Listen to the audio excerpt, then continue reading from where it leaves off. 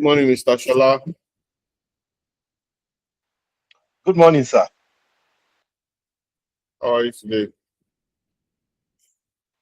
I'm very well, thank you. And you? I'm doing well, thank you. Good morning, everyone. Thank you, sir.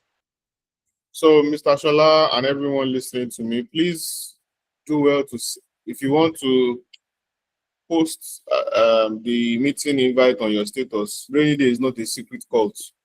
Rainy day is a city without walls. We have entered into that phase where we would consciously build the present and the future of rainy day. If you know anybody, young person who is serious about life, who is 18 and above, invite them because maybe even 17, 16, because they may not be able to join us immediately because they are not yet 18, but from 18, you can join a cooperative, and anybody who is going to graduate in a year or two can start financially being a part of rainy day.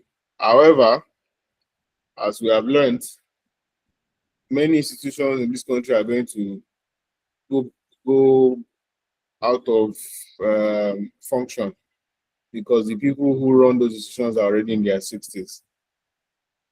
So we have to consciously do differently. Let me hand over the step aside for the owner of the meeting to take charge of this meeting.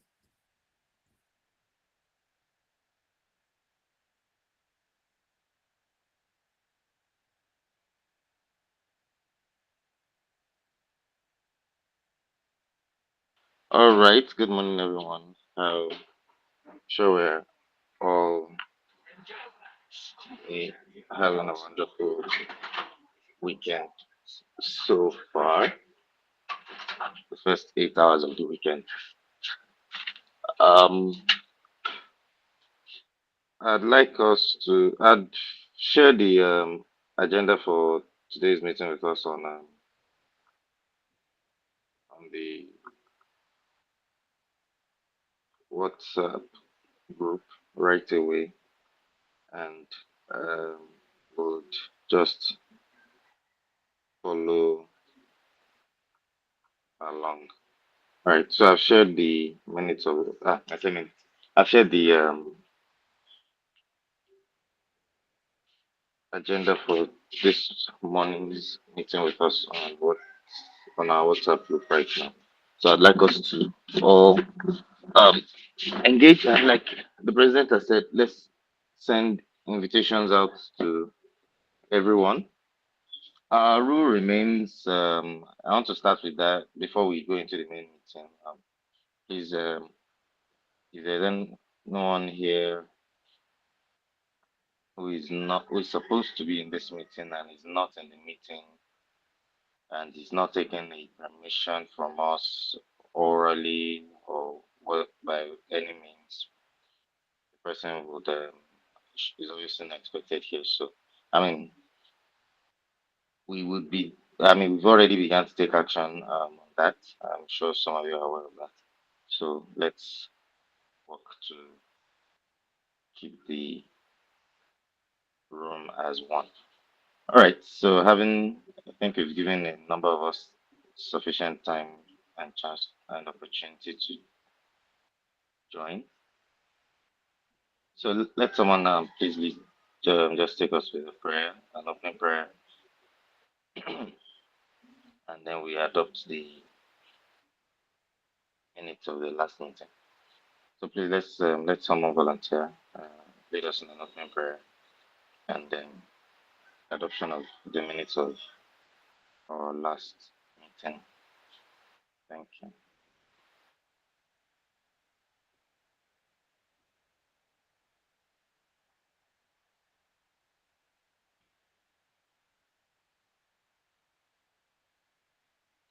I told Mr. Ifede wanted to help us to lead the when you're muted. Anyway, so please let someone just do that very quickly so that we just jump to the next aspect of this quickly.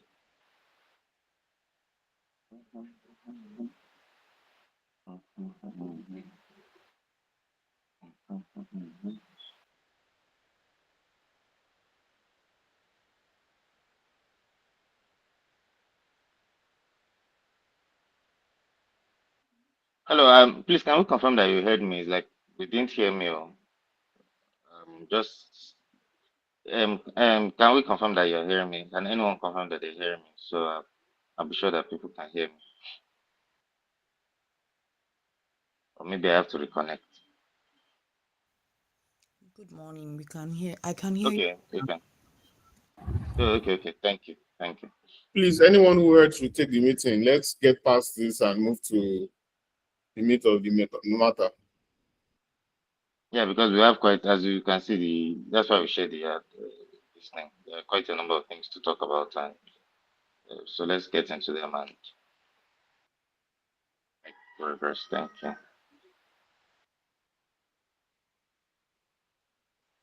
Let us pray. Heavenly Father, we glorify your name for the opportunity to once again gather. Over time, Lord, you have proved yourself faithful. We say, be thou glorified in Jesus' name. Thank you for Amen. all the milestones this cooperative has been able to cover. Thank you for all the men you continually raise for our sake. We say, be thou glorified in Jesus' name.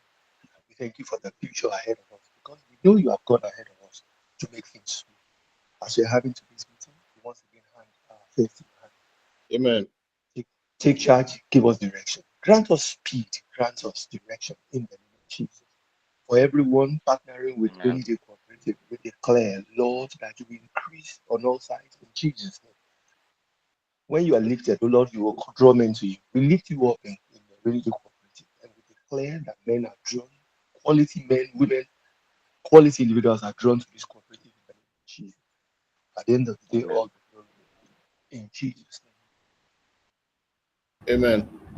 Amen. All right. Thank you very much, Mr. Shola, for helping us open the meeting. I believe we've all read the minutes of last week's meeting. Apologies that it came out. It was ready since, but we somehow didn't send it as soon as possible. So I apologize for that. But I'd like us to quickly. I believe we've all read it, so I'd like us to um,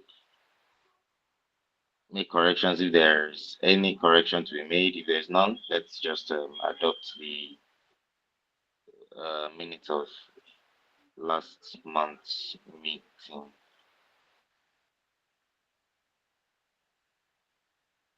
Anyone can volunteer to adopt the minutes of last month's meeting, especially if you're there, obviously.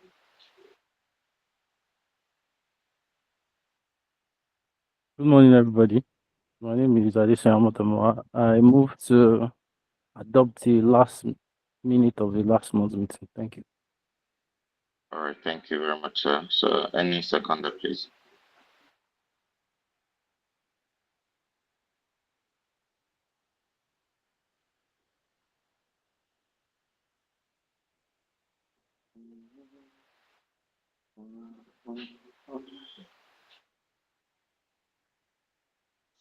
Seconder.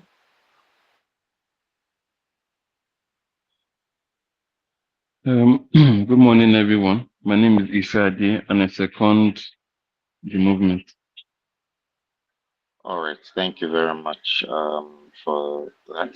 All right, so we'll make progress very quickly. Please let's pay attention. And as Mr. Fisher said, let's share the minutes with some of our younger, what would we call them? Some of us have mentees, some of us have junior staff, and so on and so forth. Anyone who we have influence over, let's join the let's encourage them to be a part of the meeting, to listen and participate. And even if they cannot particularly um, join and begin to save immediately, let them just um, take in the things we're discussing and begin to grow, to expand our community for the future from there.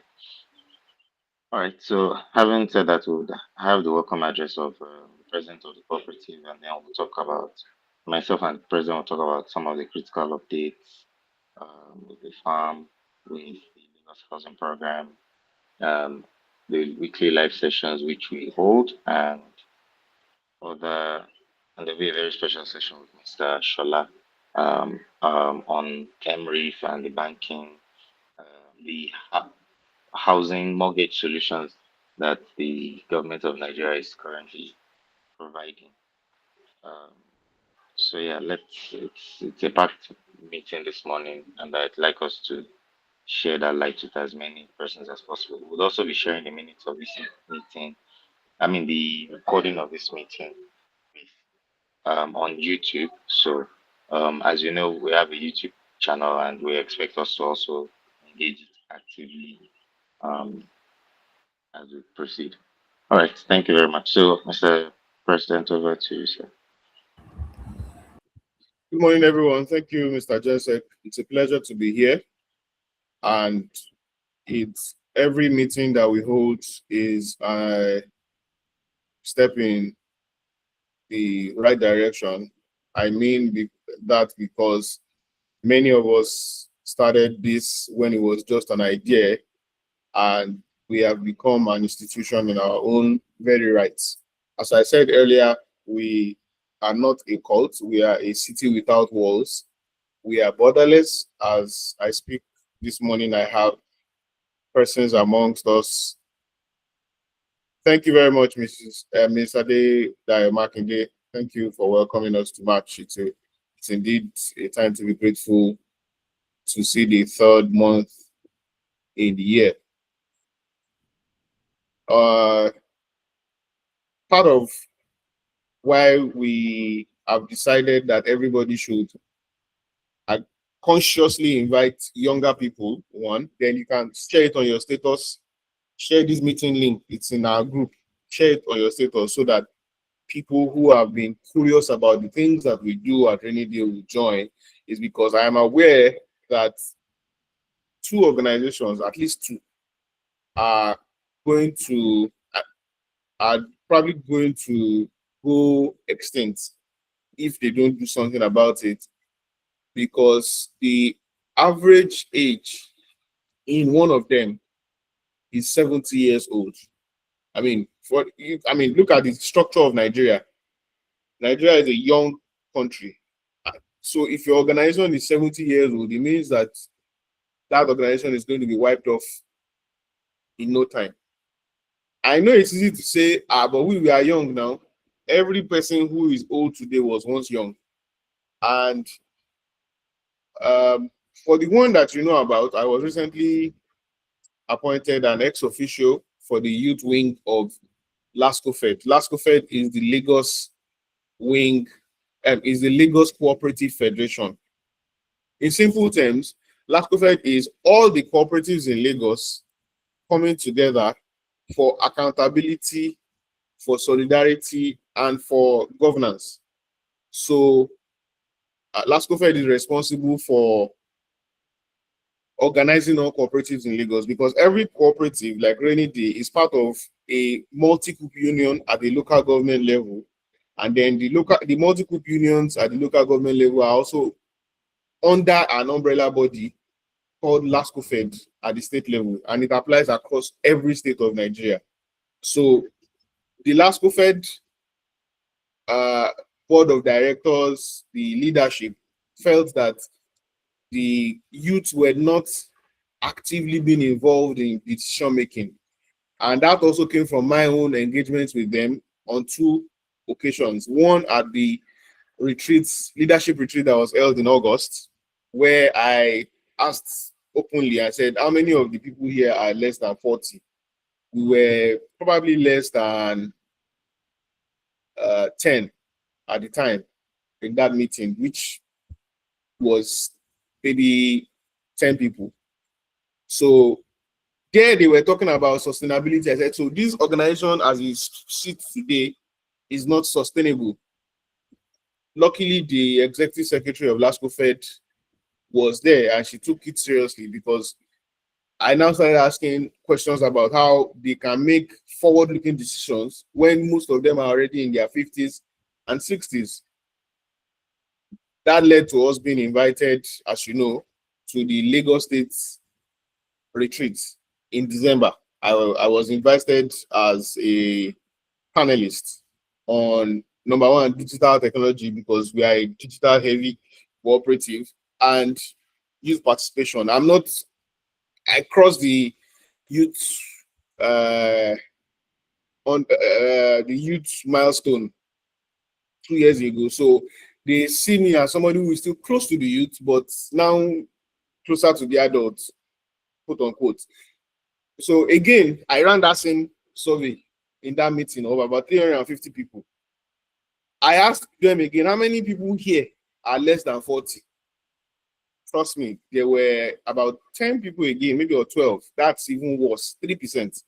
And so it led to us looking them in the eyes and saying, you are not running a sustainable thing. And even the deputy director of the Lagos Ministry of Cooperatives, Commerce, Trade and Investment, who is a representative of the government, also challenged them that your cooperatives are all going to die if young people don't come in. So we don't have that problem at Rainyday. But when you see the mistakes that the people who have gone ahead of you have made, you do not repeat that mistake consciously or unconsciously. That's why I'm challenging every one of us. Put the link on your status, even if you don't know who to send it to, just put it on your status. It's a one-step action. And we are going to consciously train the young people on the mistakes that we made financially and investment-wise so that they don't repeat it. That's one of the ways that we can redeem the times for the next generation, especially as many of us are also parents. I will tell you one thing for free. It is the teenagers, if your kids are still very young, it is the teenagers that you train today that will train your kids. That's how life works for the most part. By the time your children are in their 20s and 30s, you probably will be in your 60s. They may not listen to you as much as the teenagers that will now be in their 40s and their 30s that will be cooler to them than you are. So some I crave our chairman's indulgence to say this. For example, our chairman's kids, I am cooler to his children than he himself, and that's how life works. There are people, maybe in 20 years from now, chairman's children are going to be cooler to my own than I am to my children. It is not like your children will not listen to you, but you are not going to be a 60-year-old to a 20-year-old will not be cool. Neither will a 50-year-old to a 20-year-old. But a 30-something-year-old is going to be seen like that cool uncle that knows what is going on in the environment. So do it for yourself, do it for sustainability, do it so that you are not losing the lessons, because lessons are going to be lost when we don't transfer it from one generation to the other. Moving to the meat of the matter, we have critical updates which include our farm. The borehole was sunk last week overnight, and I'd like to especially once again appreciate the efforts and the commitment of our hosts in Ogumosho, the person of Dr. Sheyi Ogulakin. Dr. Ogulakin is an agricultural expert of about 30 years. He has a PhD in agriculture. So we are getting free help, so to speak. And that's one of the benefits of being in a cooperative society. He has done so much to ensure the success of this project, right from the land scouting phase. And he brings to us his over 20 years of experience in agricultural extension. He's a director in the Osun State government for agriculture extension. And today it's a good time to appreciate his commitment. His son slept on the site with the drilling crew overnight. If you're a parent in Nigeria today, you would realize the value of that. Allowing your first child to sleep in the bush over a project there is no greater show of commitment that we must acknowledge than such a gesture. He ensured that the drillers did what they needed to do. They struck water and he captured all of those events and returned with the driller back to Ogbomoso town, Ogbomoso city on the next morning. So, okay, water supply has been sorted. Now, our first of many boreholes have been drilled. Our crane technical partners, for anybody who does not know, we are partnered with the primary government agency responsible for the cashew value chain. There are other government agencies involved, but as it is in every environment, there's always somebody who is primarily responsible for something. Crane, which is the Cocoa Research Institute of Nigeria, is responsible for cocoa, coffee, cashew, cola, and tea. We met with them early February. Three of us, our executive assistant, Omori, architect Okwemipo, drove us there, and myself went to meet with them. We discussed with them, and they've since advanced us the bill for the nursery establishment, which will be done in Ibadan, and the site analysis that they want to carry out so that they will know the practices that will be recommended over the establishment period. So it's like somebody going to do a lab. Let me use human analogy for you. It's like somebody going to do a lab test to know if they are short in one mineral or the other, and then they tell them, oh, you have good amount of magnesium, don't worry, don't take magnesium. So even if they hear that their neighbor or their twin brother is taking magnesium, because the lab has told them that they should not take magnesium, they will not take it. So we have I'll use a personal experience again. For women with certain health diagnosis, you are not supposed to take folic acid and ferrous tablets. That's how agriculture also is. You need to know what your soil contains so that you don't just be using generic inputs and additives to the soil because you hear that the next person is using that, and we are bringing that same exact technology and focus to the land preparation for our cashew plantation.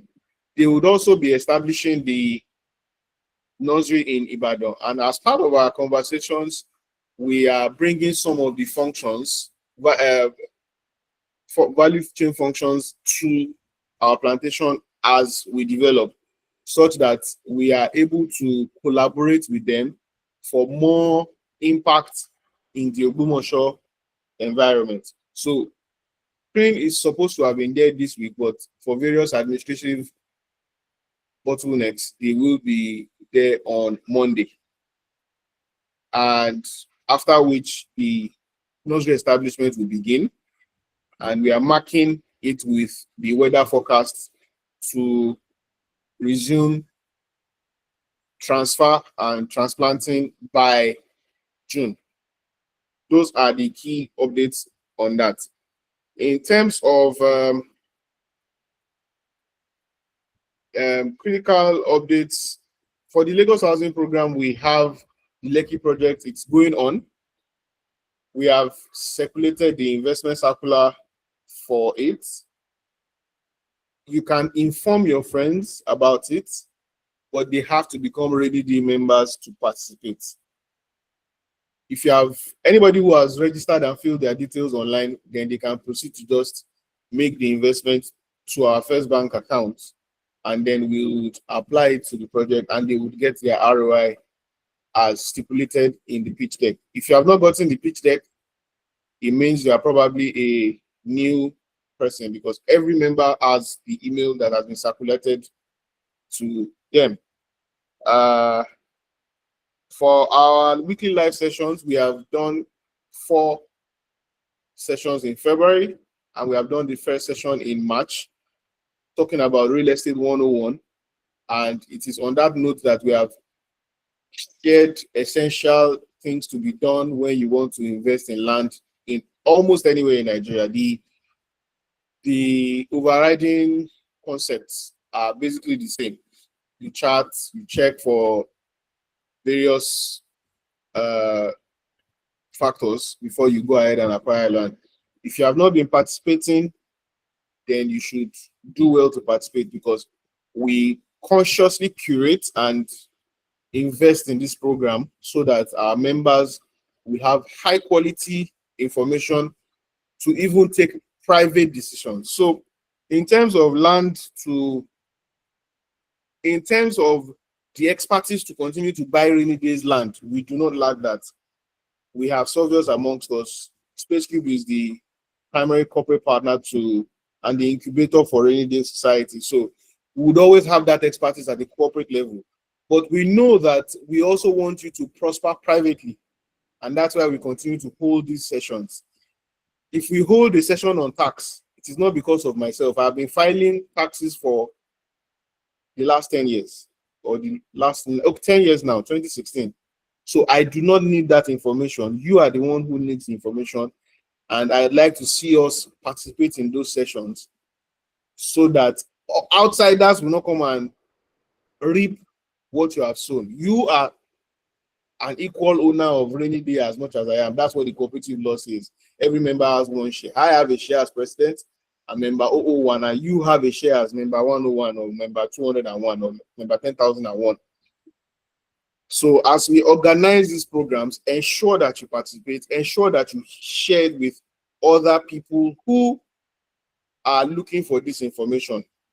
I would not want anybody to reach me in months or years later that, oh, they made a suboptimal decision for something that they could have been prepared by a session, by an information session.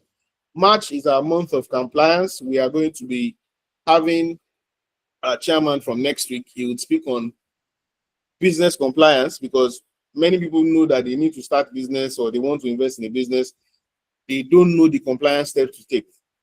There is a lot of statutory steps that you need to take in running a business in Nigeria. And the earlier you start those decisions, the better.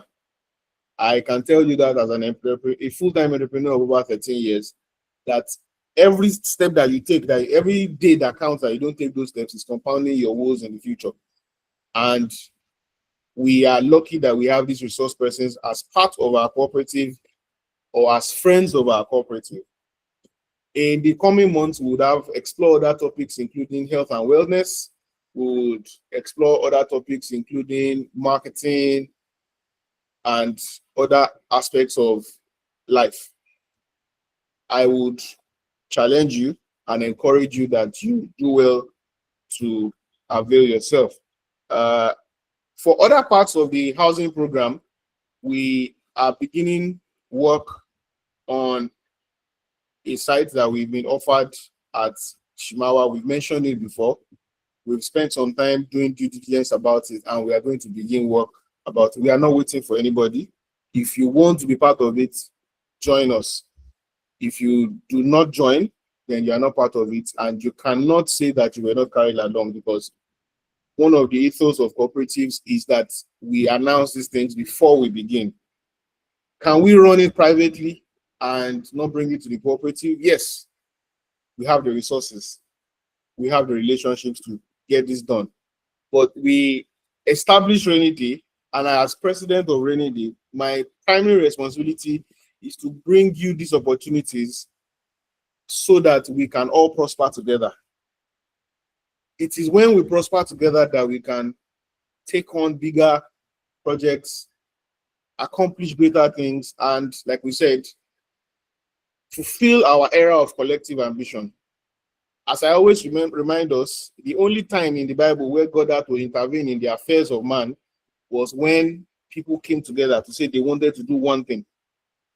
And even though it was not a godly idea, God was impressed. And it was only the godliness or ungodliness of it that made God to intervene and scatter their aim.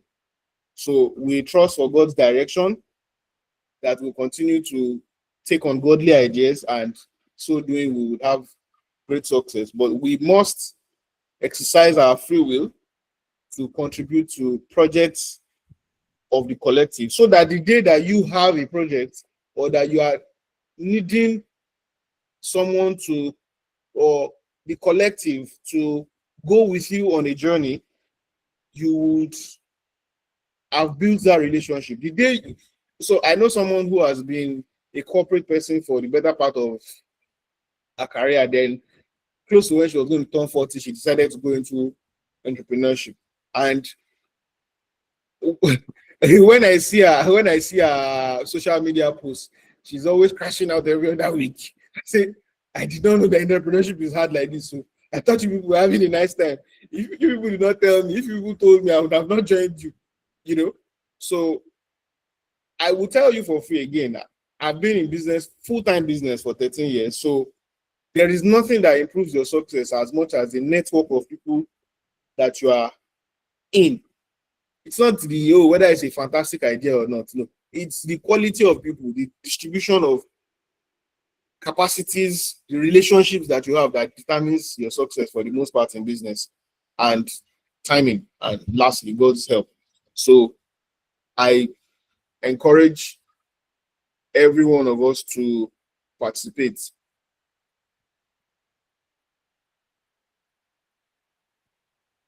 So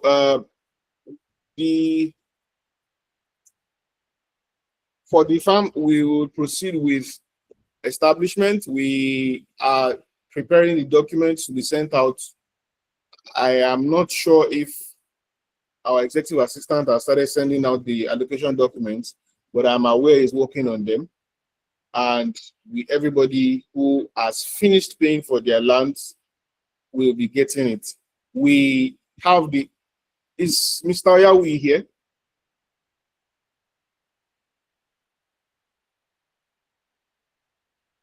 Mr. Yawi is a town planner, is a GIS expert, and is a trainee surveyor.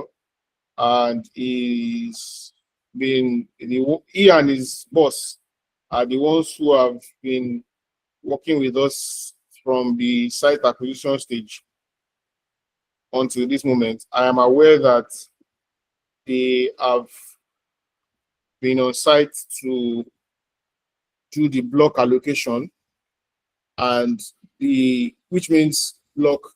Let me share it on WhatsApp. I'm not sure I can share it here. Let me see if I can share the video on WhatsApp to those who are. Oh, can't seem to get. But I will share a sample of the signboard on WhatsApp with registered members, where you are able to see the blocks of the land. Unlike a typical plot of land where you can be marking plot by plot, agricultural plots are much larger, which can be a pain to walk around. So what we did is to mark it out in blocks so that you know that, if you were allocated A14, you would see where A14 belongs to. So there is a bunch of 14 plots, and your plot is between A1 and A14, so you are in that parcel of land. If you are located A55, it is not going to be in that same area, you will be another area. So number one, it allows for easy identification without an attendant cost of surveying to mark out individual plots. Number two, it allows for circulation on the farm when operations begin, so that men and machines can move around on the farm and work can get done.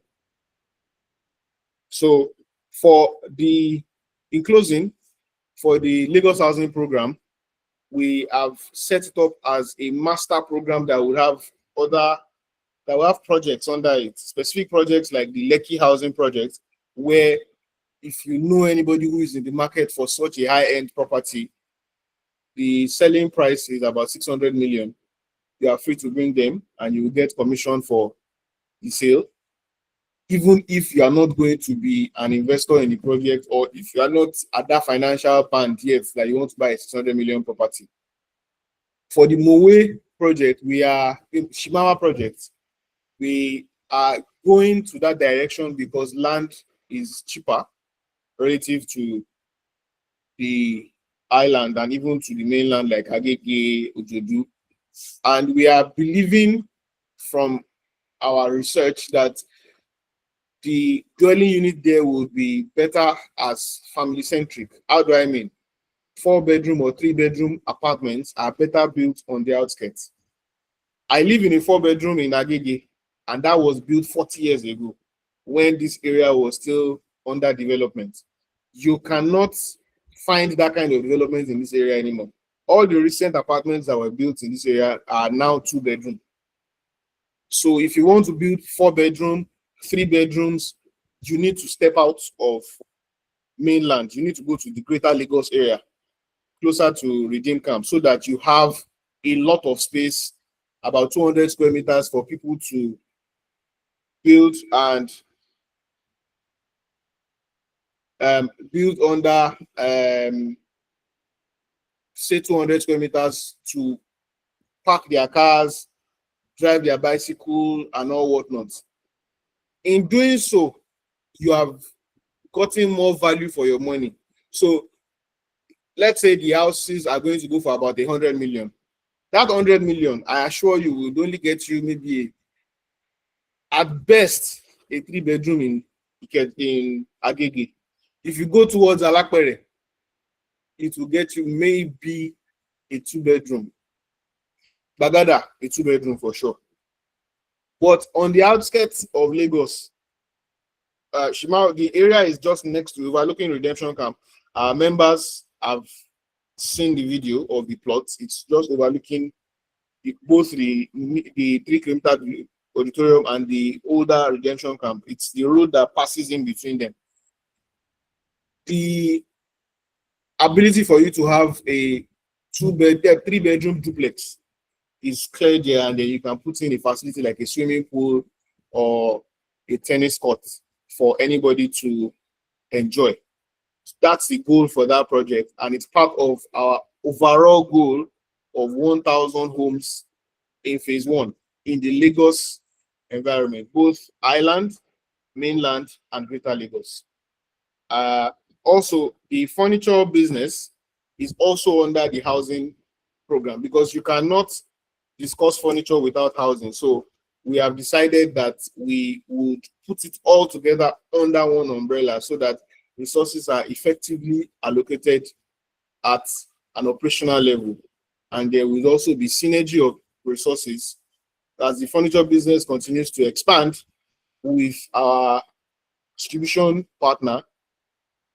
We would then be able to look out for more products that can also go into our housing projects. And then when we build things like studios and flats in main Lagos, you can then create furniture products that fit into those situations. So I thank you for listening, and I'll be bringing on the General Secretary now in case he has other comments for us, whilst Mr. Shola should get ready for his MRIF presentation, which again feeds into the housing program. So housing is an important topic for us at Rainyday, as you must have seen. And Mr. Shola Talabi is one of us. He is with the First Bank of Nigeria, and I am aware that they are going aggressively into the MRIF program. Thank you very much for listening. If you have questions and if you'd like to make any comments, please put them down, or you can put them in the chat box and we can take it from there. Thank you. All right. Thank you very much, sir. Good morning to everyone again. And oh yeah, you can send your applause emoji. Please clap, clap, clap, clap. Thank you very much. So we are moving on. I just wanted to talk about the allocation briefly. So we're working on documents already. We had that a while ago, and there's just one more thing that you would those who have paid in full would be getting a broadcast message directly from our office for that particular additional information, so that we'll fill the form, because of course you have to have a way to get your revenue off the farm and that's what you have. And so and of course, you'd also get a unique ID and all that information system. So we need that information. Um, our office would send that out in the course of. They should have sent some this weekend already, actually, but I mean over this week. I mean, but if not over this weekend and early on between Monday and Tuesday, everybody who has not been requested for, who has not had that request sent to them, will have a request sent to them, and you'd be able to fully participate. I've just posted something on the WhatsApp group for those of us who are fully registered members. So that's going to be placed on each person's block, and so you can say if you want to physically visit and mark your territory, you can do that. Of course, under the terms that we have shared with us. So that is an important update. So all of these are available and they're all being done simultaneously with the construction of the construction work that paused a little bit because of the fact that we're in the dry season will continue this week or maybe next week. So all of the buildings that we had talked about in December, we had started in December, I mean, they will continue this month and they should be able to have I intend to actually stay there one of these nights, one of these maybe in April when we do a routine visit to the site.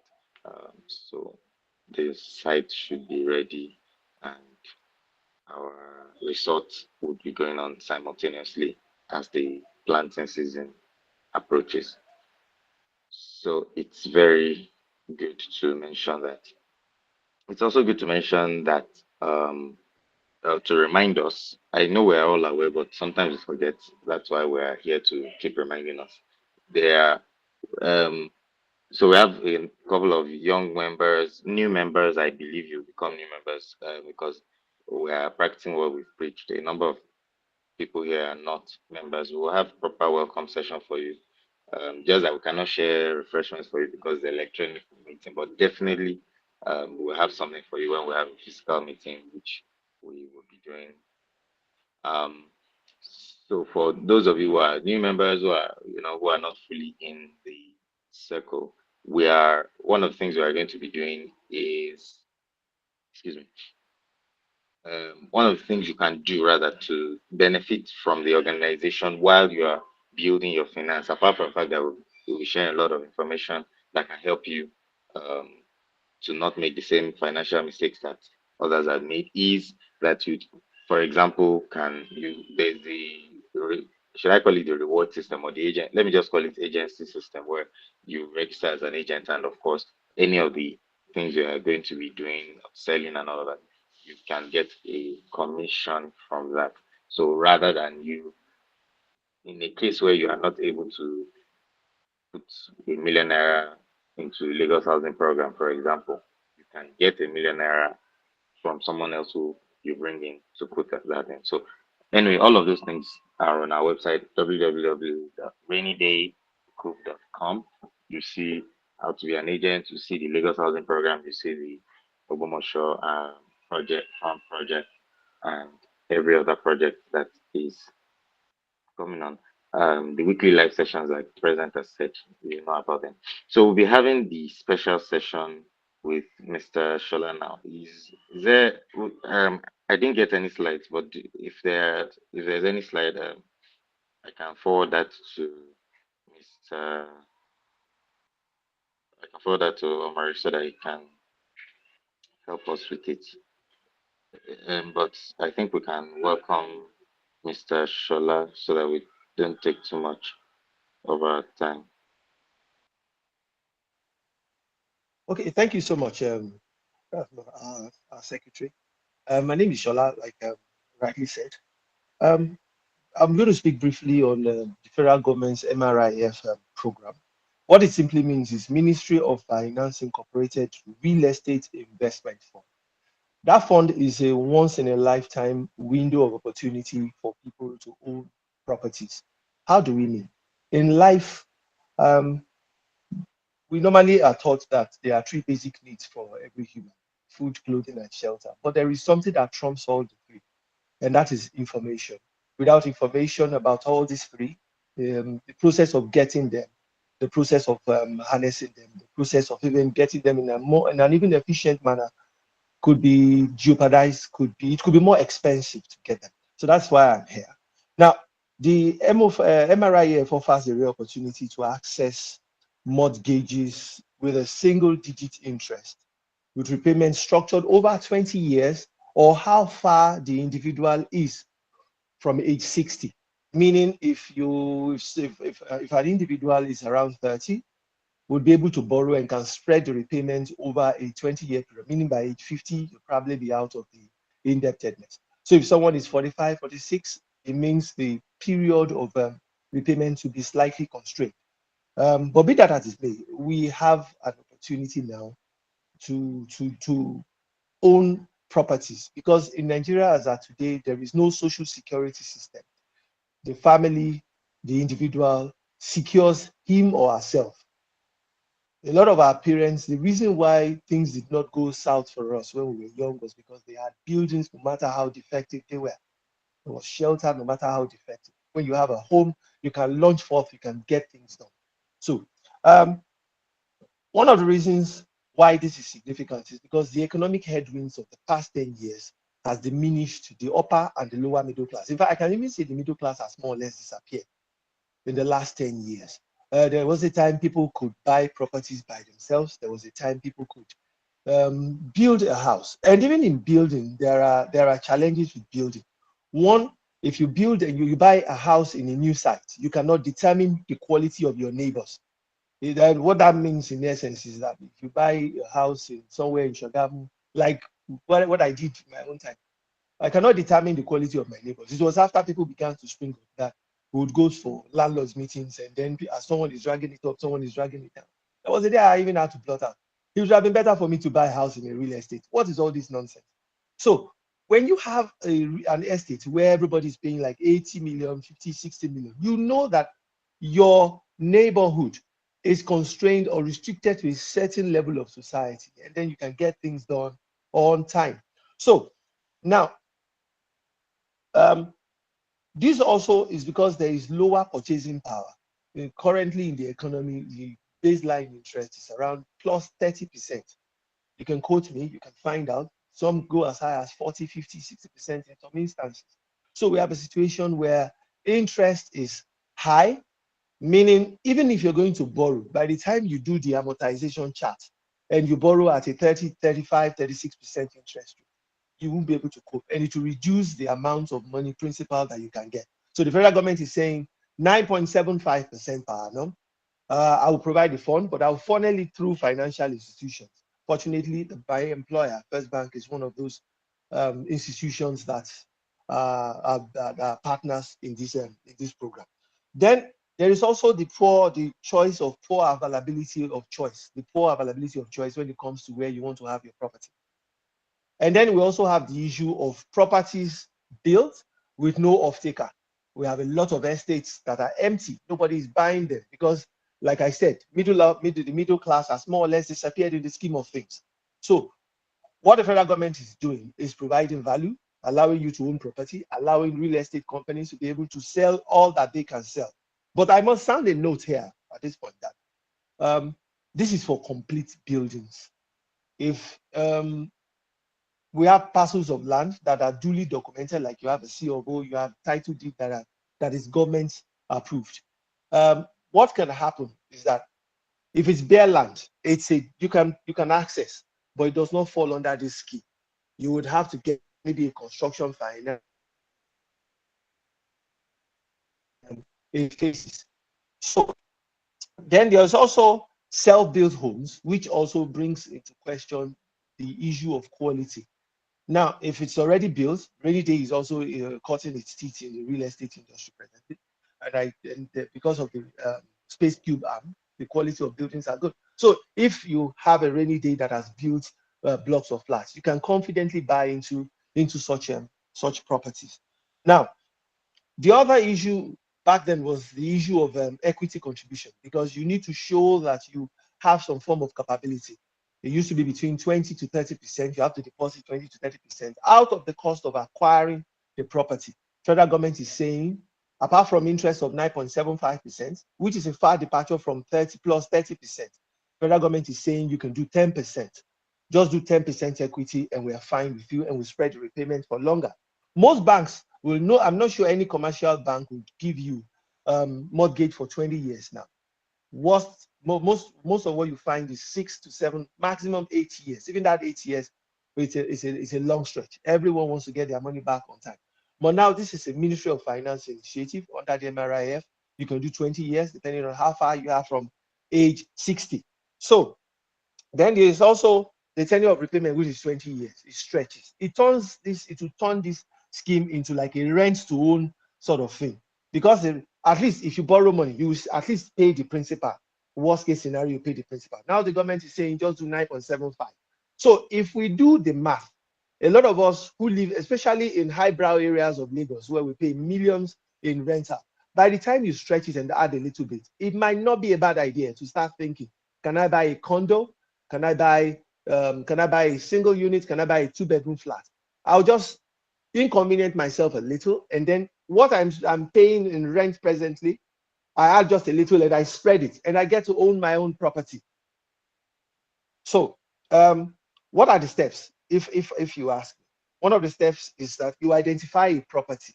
That property must have a copy of a registered document, certificate of occupancy, a deed of assignment, a deed of sublease, a deed of transfer, or any registered property title with governor's consent. At First Bank, we will help you buy. However, we do not buy face me or face you property, which means you can buy from an individual. All you need to do is the letter of offer and acceptance in between the two of you. You attach it with your letter of application. Then also, you must be a salary earner. You must be a salary earner with a good company, because good company, in essence, with a good establishment, in that if we are borrowing the staff of a company, we're not borrowing the staff. We will do an assessment of the employer to see for credibility. Do they have staff churn? What is their policy? Are they listed? What are the things that make them tick? Have they been around for a while? Are they a company that could just pack up anytime from now? So it must be a salary earner for you to be eligible. And your repayment will be restricted to maximum 40% of your monthly salary. Both principal and interest repayment limited to 40% of your monthly salary. Now, someone would ask, what is the maximum limit? The maximum limit is 100 million. So which means, in essence, if you are buying the property of 150, 130, you'll meet us in the middle. So that means that 100 million is a cap. You would have to look for the balance. But we know that, like what the chairman was saying when he was speaking, a lot of properties fall within the hundreds, relative areas around Lagos, the suburbs. They fall 100 million and below, at least to a large extent. So you would need to have 100 million, get a property once you have an offer and then you have accepted. So your 10 million, would ask yourself, how can I raise 10 million at once? That is where our PFA comes in. They've been sitting on our pool of funds for a long time now. There is a law that allows us to access 25% of our pension fund to use as equity. It means you are not out of pocket. Maybe the fee, 1% fee, 2% fee, or thereabout. Then the insurance, because the property needs to be insured. Sorry. So you are not going to be out of pocket as a partner under the MRIF. So locate the property, apply, the bank reviews, the facility is disbursed, repayment commences. Your equity you can get from through your PFA. That is allowed under the law. I think with that, I would stop here because time is running out, so that if we have questions, we have observations, we can quickly address them. I do not have any slide or presentation, but I could do a bit of a scribble. I'll send that to the chairman and the secretary subsequently, so that it can help us. Thank you so much. Thank you, Mr. Shola. Thank you. So if you want to, Mr. Shola, please do well to drop your number in the chat, so anybody who has direct questions to ask you, they will reach out to you. Ms. Robinson, I would prefer that you go ask Mr. Shola the question. If it's about the MRIF program, I would prefer that you go ask Mr. Shola the question in private. If it's a general question, you can unmute yourself.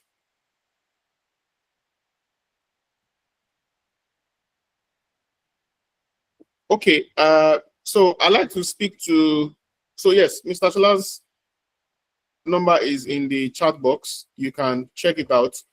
I'd like to speak to something that someone just raised.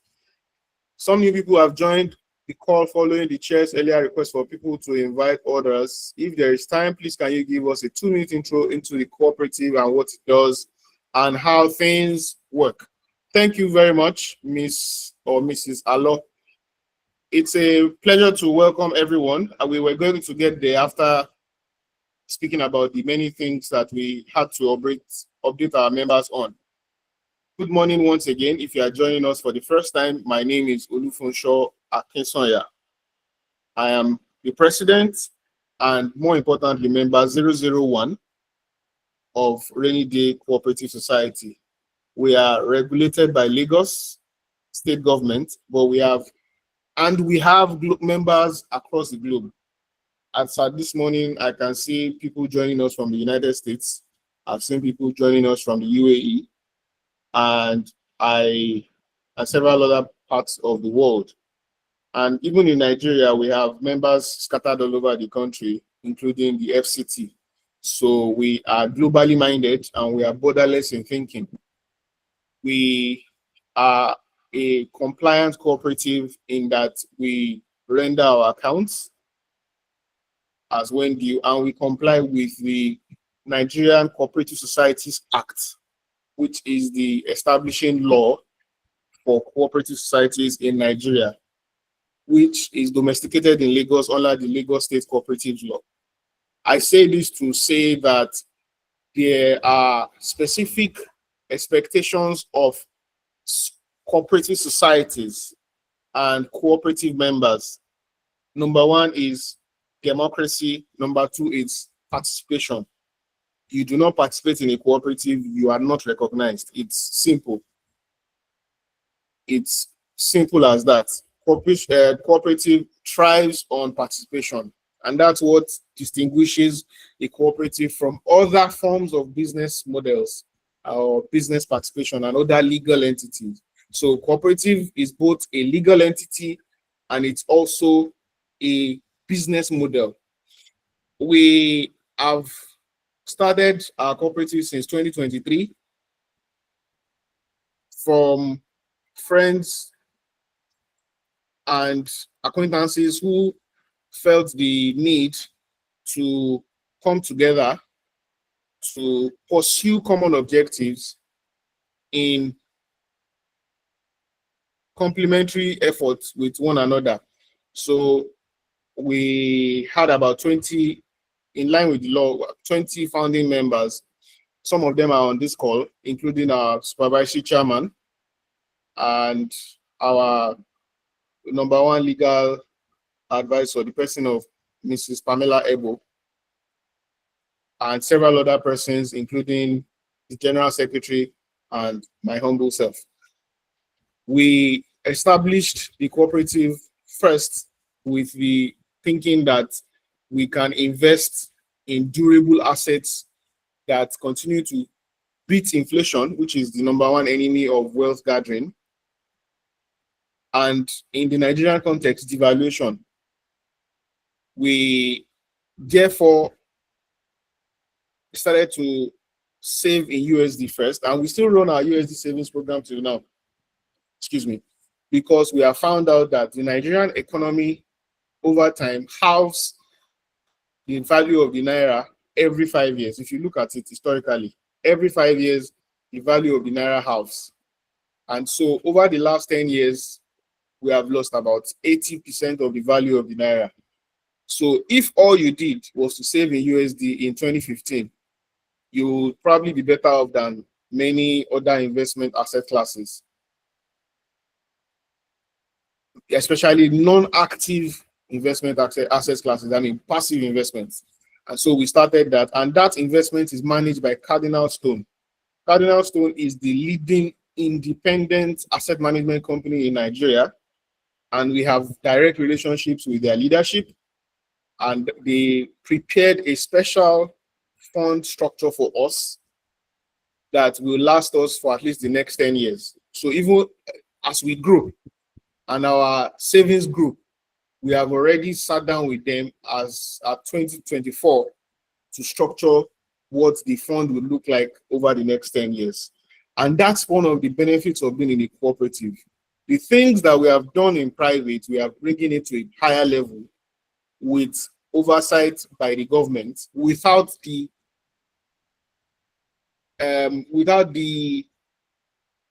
compliance cost of other forms of business participation, because a cooperative is by law a non-profit society and a self-help organization. So you are investing without the taxation burden of conventional business models.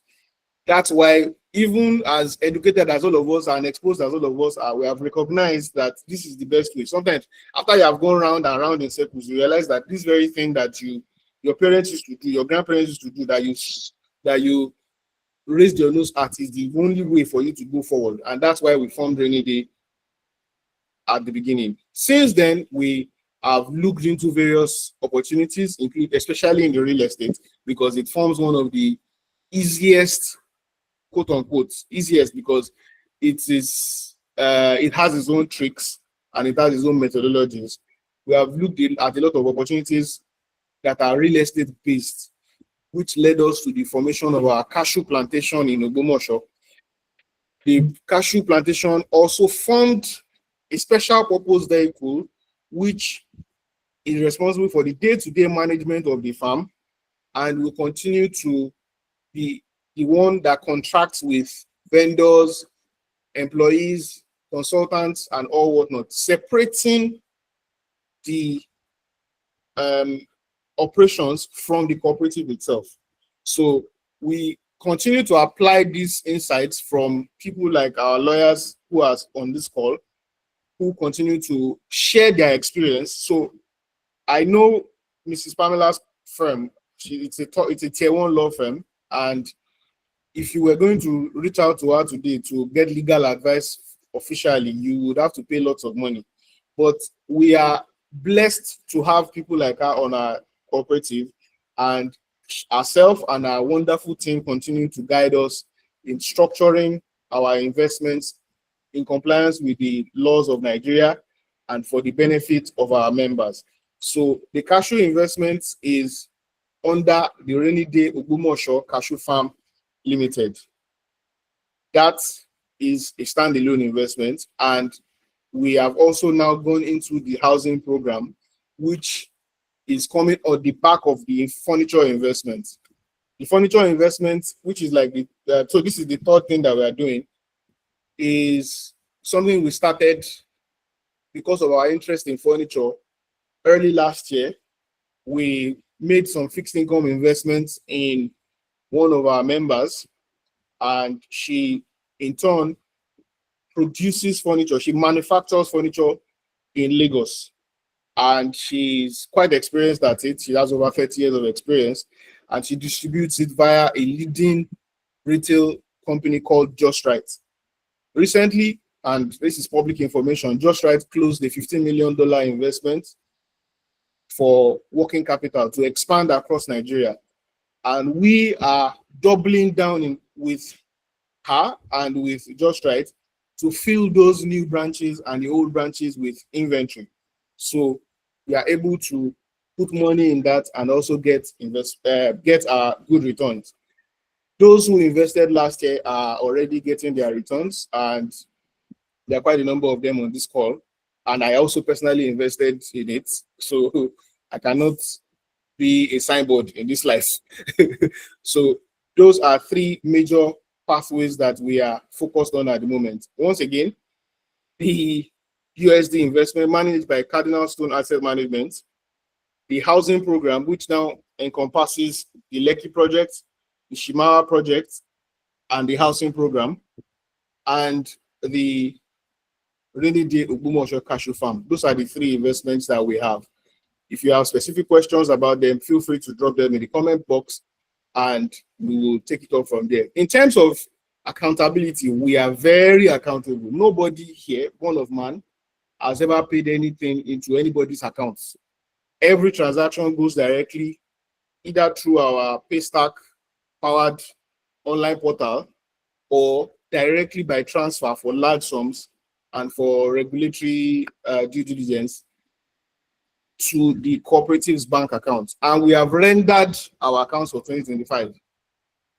All we are waiting for now is for the director of cooperatives in Lagos to sign off on our accounts. It has gone through the area office, so which is also an arm of Lagos. So the structure is that there is the director of cooperatives in Lagos at the top, there is the permanent secretary above them, and there are 24 area offices in Lagos. Each area office is attached to a multi-coop union, like I explained earlier. So it's like the cooperatives in the local government. So our accounts have passed through the area office, which is the Ikeja area office, and allows sitting that allows her for approval, for final notes, after which we would hold our AGM. And that's for just 2025. We were one of the earliest in Lagos to do that for 2025. We achieved that, I think, by 15th of January, we had already submitted our account. So we continue to show probity, even as executives, and we are strict about member involvement because that's the number one requirement for being a cooperative member. If you just like to be an agent and you don't want to be a member, you just want to refer people to our solutions and products, feel free to. The number one product that we have for that is the cashew farm, and we have automated the commission structure using Paystack platform to Paystack technologies to be able to get paid, collect money from our subscribers and divide your commission immediately. So there's no human interference with it. You pay and immediately the funds get divided and sent to the realtor or whoever made the referral. So nothing like, oh, I'm waiting for residents and all of that. And we were invited to Lagos State Cooperative Federation last year, December, to showcase the success of what we have achieved as a cooperative, especially in the era of digitization. So I hope I've been able to quickly run through what we are as a cooperative, what we are doing as a cooperative and the ideology behind us. In terms of belief system, we have decided that we will not be neutral. We are a Christian ideology-oriented cooperative. Everybody is welcome, but we subscribe to Christian ideologies here, and we would continue to be explicit about it. There is no room for ambiguity in the values that we hold here. Just like when you go to the Lagos Business School or Pan Atlantic University or some other institutions, they welcome everyone across faith and ideologies, but the ideologies that they hold there are Christian ideologies, and we are also saying the same here. I hope I've been able to share with you our thinking and our direction.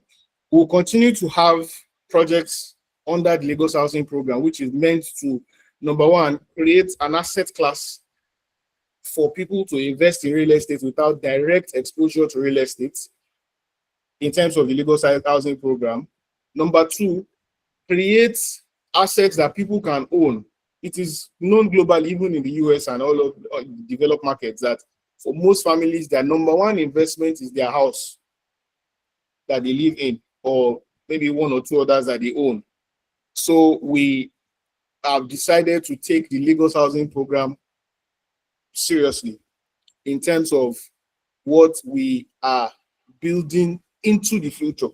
So we have the Lekki project, which is a high-end project, sale prices in the hundreds of millions. If you'd like to participate in that, you can read through the brochure that we have shared on the chat box. It's there. It's a Google Doc. And if you like to invest, this is the account where I'm sharing the account details shortly.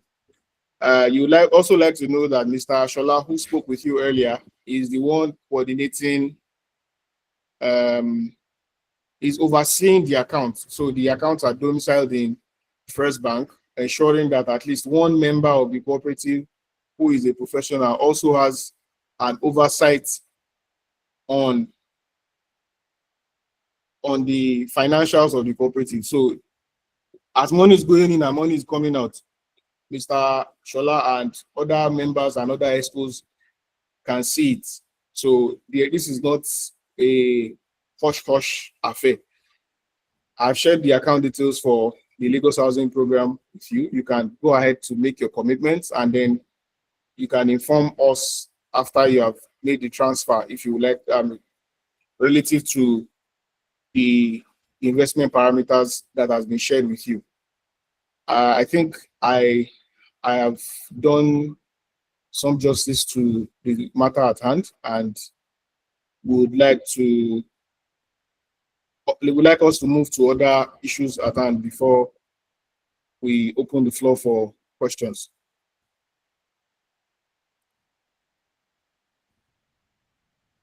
So our furniture partner, I think she's also on this call. Mrs. Joy, are you with us on this call?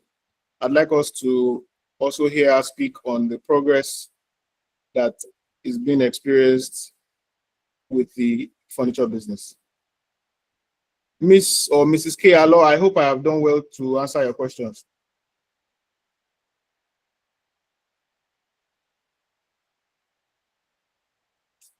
All right. Mrs. Joy, please, if you are with us, please unmute and let's hear your updates on the furniture business and the next steps for the rest of the year.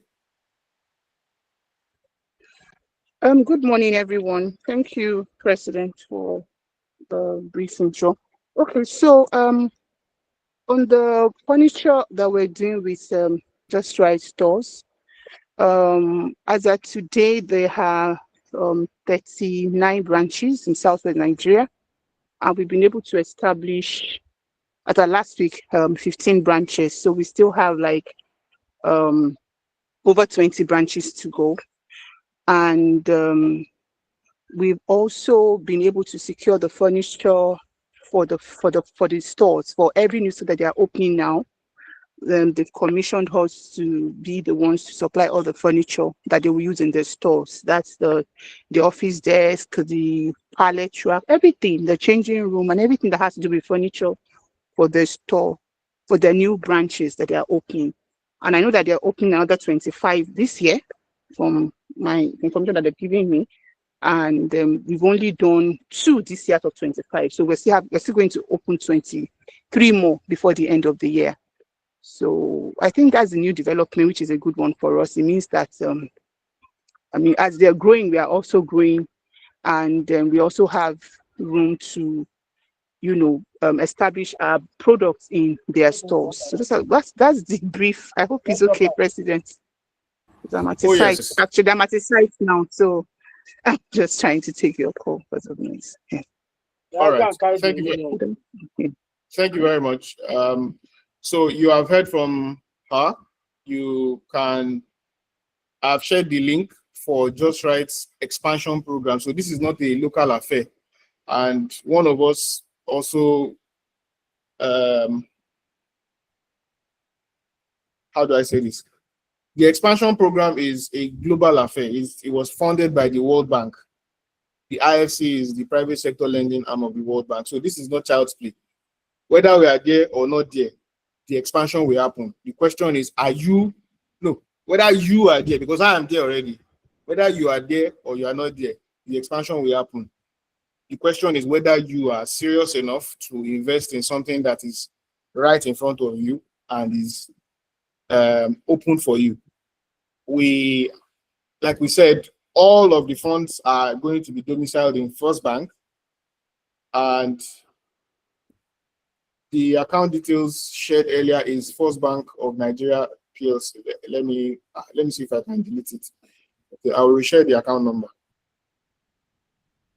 So if you are interested, you go ahead and make that commitment. We have passed the idea stage. Now we are at the scaling up stage. People who invested last year have been enjoying their returns. and a few of them have spoken about it in previous meetings.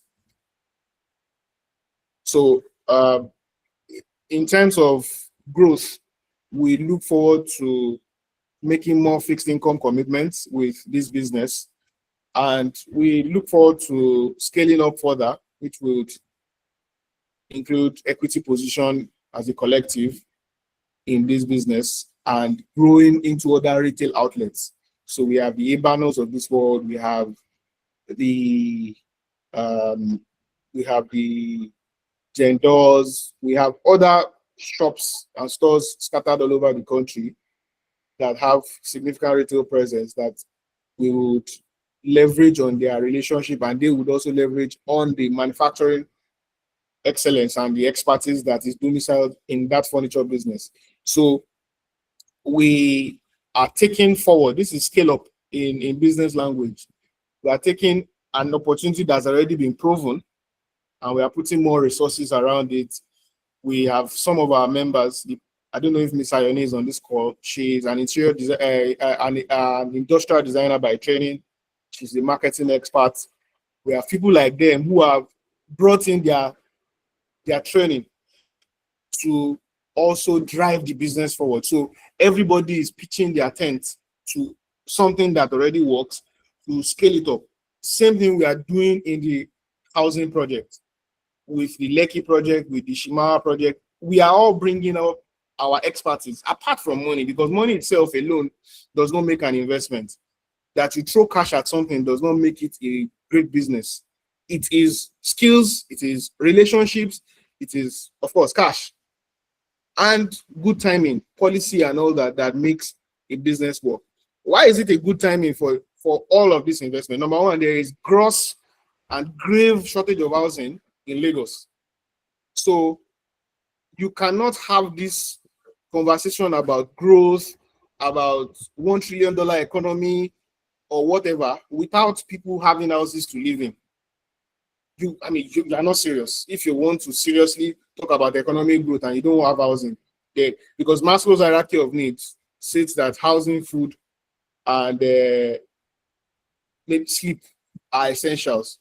So you build up from there, and then you go into other things like manufacturing. So it is the manufacturers that even create furniture and all those other things. So we are committed to this, and we are bringing all our eggs and putting it in this basket and watching it closely. So I'll be yielding the grounds to the GenSec to make any other comments and announcements that need to be made before we go on to other business.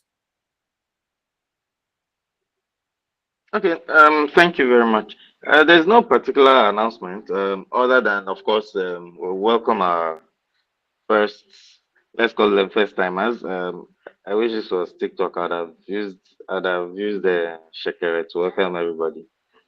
To welcome everybody. So welcome to everyone who is joining us for the first time. You are all free to come in at separate time. I mean, come in, directly ask us questions in person, or to ask us questions on the group. You can type those out.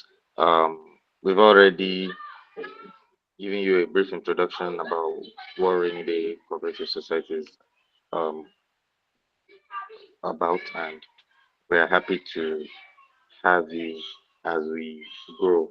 I want to just emphasize again, for those who came with my invitation. I can see some of you here. Welcome, and thank you for honoring our invitation. We're very keen on young people, and there's a strategic plan. The secretary has the president, sorry, the president mentioned it earlier, and we'll be discussing that with us as time goes on. But there's a strategic plan, and we are. This is an opportunity. Let me just say it in simple, as they say in church circles, there are spaces to be filled, and destiny is waiting for you.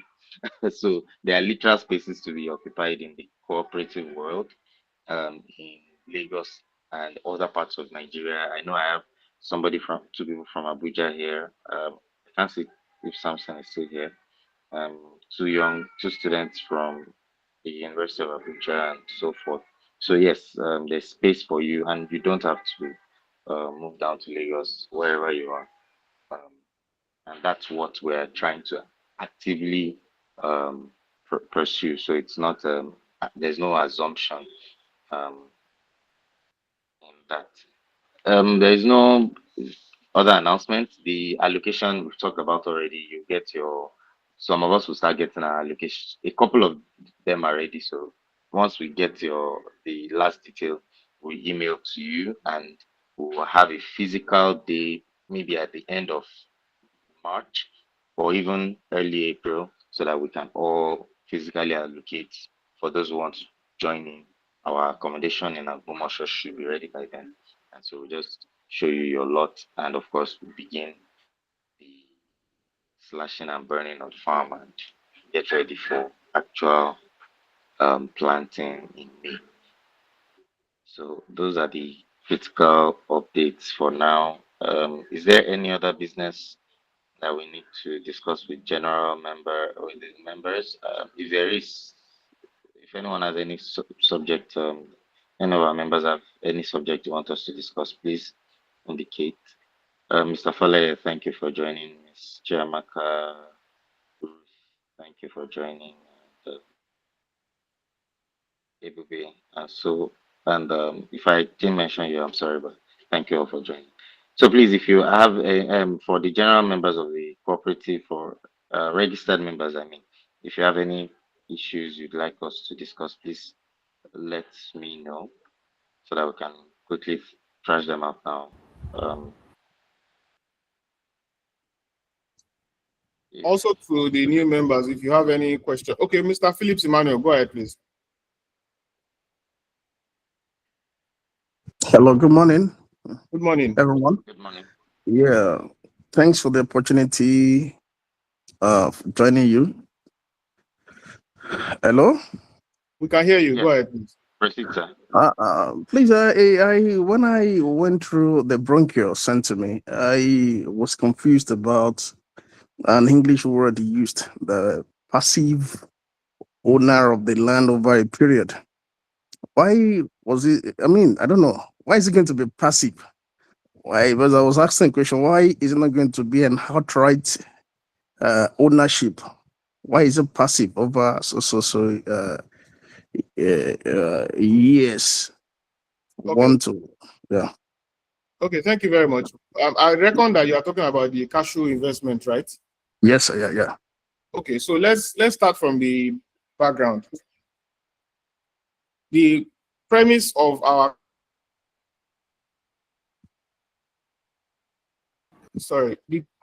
the cashew investment is that we are building a plantation. Are you asking a second question? I see your hand is still raised up. Yes, I have one more question. Okay, should I ask also? Go ahead. Let me address the two at the same time.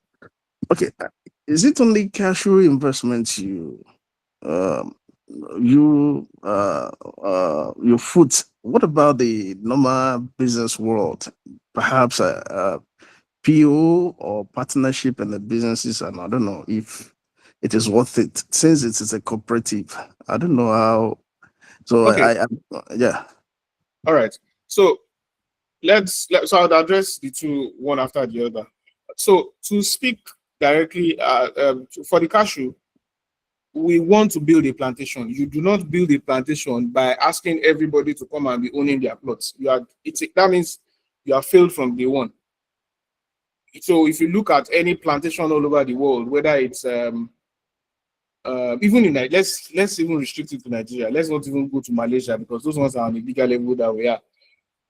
Presco. Okay, thank you, Ms. Pamela. Presco, for example, is operating over 10,000 hectares. They are expanding by over 10,000 hectares, not acres, hectares of land in this phase.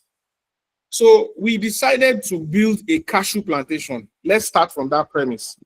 So when you want to build a cashew plantation, it means that your goal is to acquire and establish on as large an acreage as possible without individual beckering.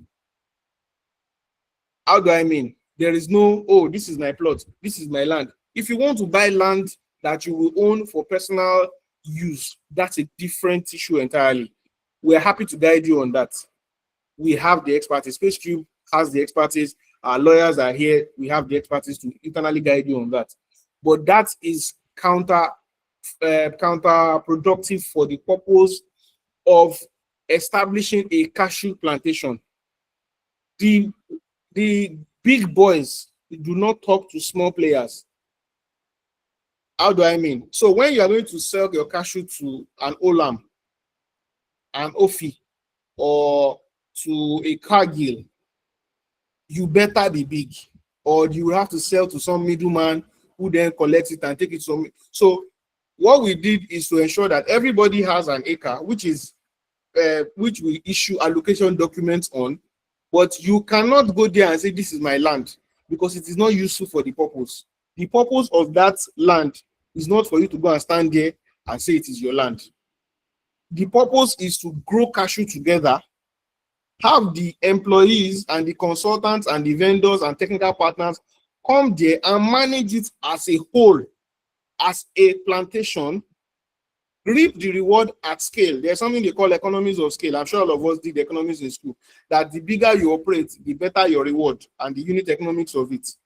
So you are able to get higher value reward, because now you can say all the produce in this place, I'm only selling it to this. Or I can say, oh, ladies and gentlemen, we are going to establish our processing plant because we now have enough produce to be able to feed into our processing plant. You cannot do that when you say everybody should come and own their land, and they would this is me, this is my own, this is your own. You are going to waste everybody's time. And I personally am not interested in wasting my own time. So everybody will invest. There are laws guiding this kind of investments in cooperatives, and you can be sure that we are going to deliver. Whether you own the land or whether you, so it's not even about land ownership. The land belongs to you for a defined period of time, because even by the laws of Nigeria, you do not own land in perpetuity. Let's begin with that. And we are getting C of O for the land. So the productive years of the asset is when you should really be focused on the ownership of the land. So we have said the productive era is about 50 years for cashew. Let us focus on getting value out of the land for that 50 years.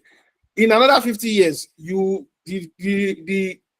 the conversation will be different. The places that were plantations 50 years ago have become city now. You are not going to be bothered about cashew investment at that time, either because you are too old or because the government has even changed the land use. And then that comes with its own investment burden. Do you want to be bothered about that cost in 50 years time when you are retired and you are thinking of other things to do with your life? I think not. We also have a plan to list the company on the Nigerian Stock Exchange. You cannot list a company that has been an asset that is fragmented.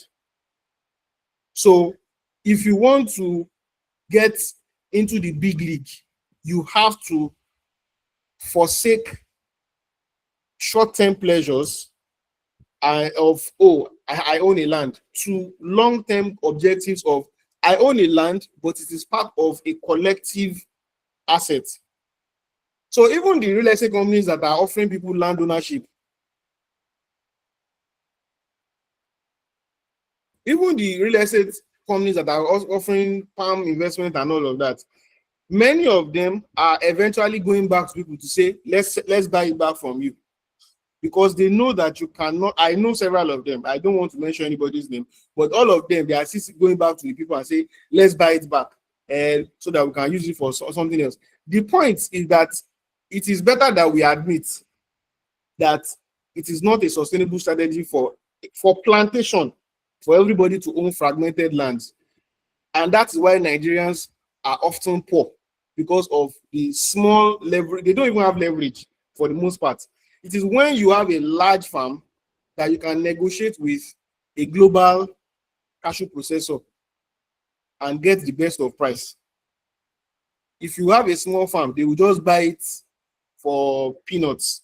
I mean, there's somebody that told me their experience recently that they have a small farm in Abeokuta, and the farm is so small that the buyer does not even bother going there again because the cost of going there has exceeded, of maintaining the thing has exceeded what is getting out of the place. And this man used to be, I mean, he's a well-accomplished professional, so he does not lack money to take care of himself in the short term. So we are sticking to the plantation method and the group ownership. You will be allocated lots. You will have an allocation document. So let's not get it twisted. You will get your allocation. Plot A14, unit A55. For somebody that bought 10 acres, you get maybe block A0 to A1 to A10. You will get that. There is a document that shows where you own. And that location can be, it is geo-referenced on the master plan of the farm. You just cannot go there to say you want to farm by yourself. Secondly, we are an investment cooperative by nature. Why? Because we have realized that you are not going to. Okay, go ahead, please. All right. Thank you. This is Adidaya Makinde. To buttress your point, sir. My mother bought a cashew plot in Ilorin, I think around 2012. She was given the C of O. They planted the crops for her, but that was it. Operating small, I can tell you how many, she has put in so much money in that plot. We have still not been able to harvest anything. Look at 2012 till now. Either some people will come and steal the crop, or they will say all we do is just clear the grass. There's no management, there's no futuristic plans, and living in Lagos compared to going to Ilorin to even manage it was impossible. My mother died in 2022. With the children, only once have we been able to trace the coordinates of the particular plot that she was given. We've only been there once. So when I heard about the plantation idea from Rainyday, it made a lot of sense. Coming together collectively as a group to actually make sure that the investment reaps benefits at the allotted time, properly managed, properly maintained, and also the harvesting, the sales, everything, and everybody gets their shares. It made a lot of sense. That's my own point of view. Thank you. Thank you very much. I'm happy that people have many years of personal experience of everybody going passionately into agriculture, then figuring out that agriculture is not a business of passion. It is just like any other business. You need to have your logic, eye on alert. I'll give you an example. Our farm is 1 hour drive, 1 hour 30 minutes drive from Ogumosho town. Sorry, Ogumosho city. Before they banish me for calling them a town. 1 hour 30 minutes drive from Ogumosho itself. I'm saying from Taki Park. If you know Ogumosho very well, on the way to Ilorin, from Taki Park to our farm is 1 hour 30 minutes. And that's how it is for most farms, large farms along that way. How many people can leave Lagos to go and be monitoring that investment every time? One of the reasons why we chose cashew and we chose Ogumosho is because we have people like Dr. Ogulaki, who he's been like a mentor to us and all that. He's also experienced in this kind of things, and he provided a lot of pro bono support. How many people can have that pro bono support to continue to monitor their farm? Secondly, in the due diligence stage, the funds that were spent were close to 7 million.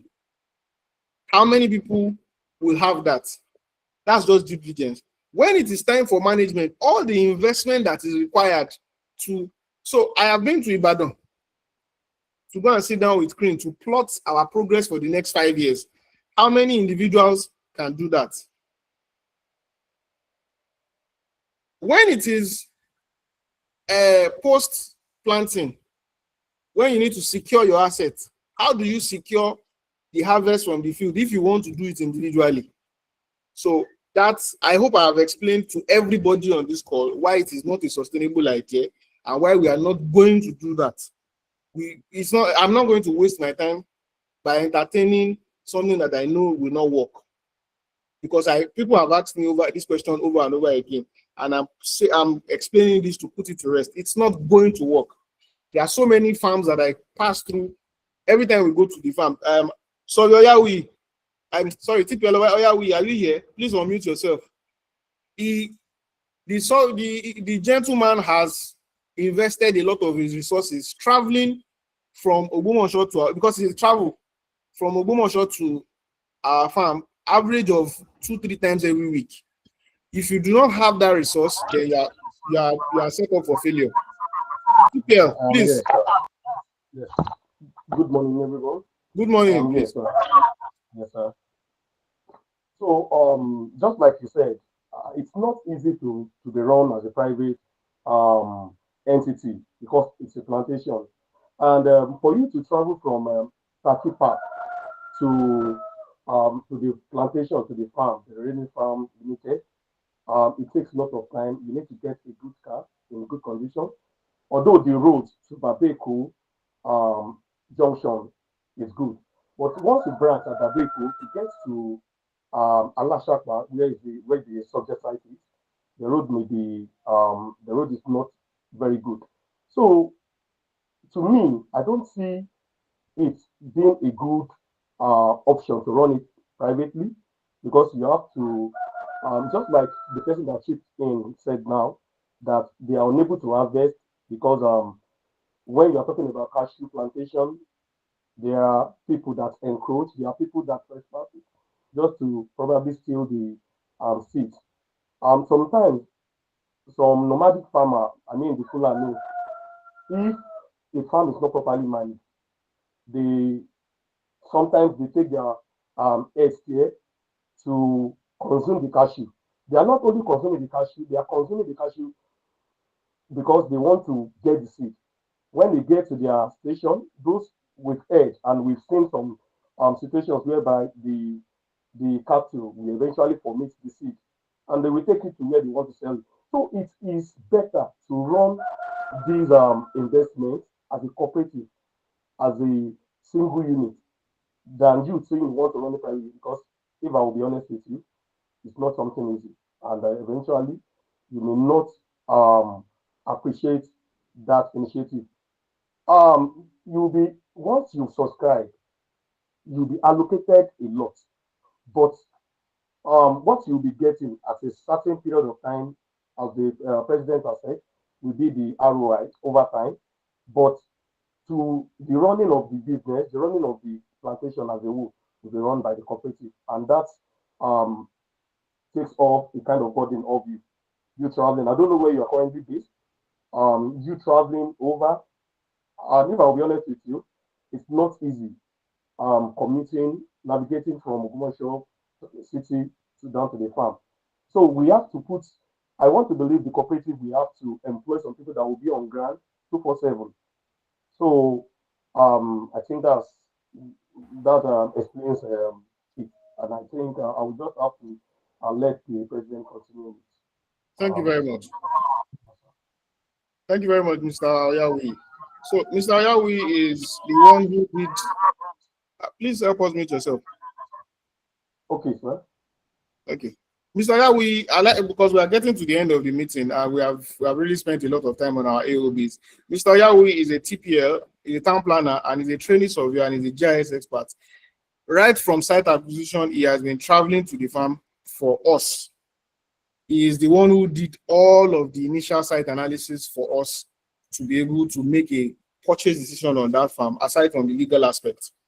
So he knows the sites like the back of his hands.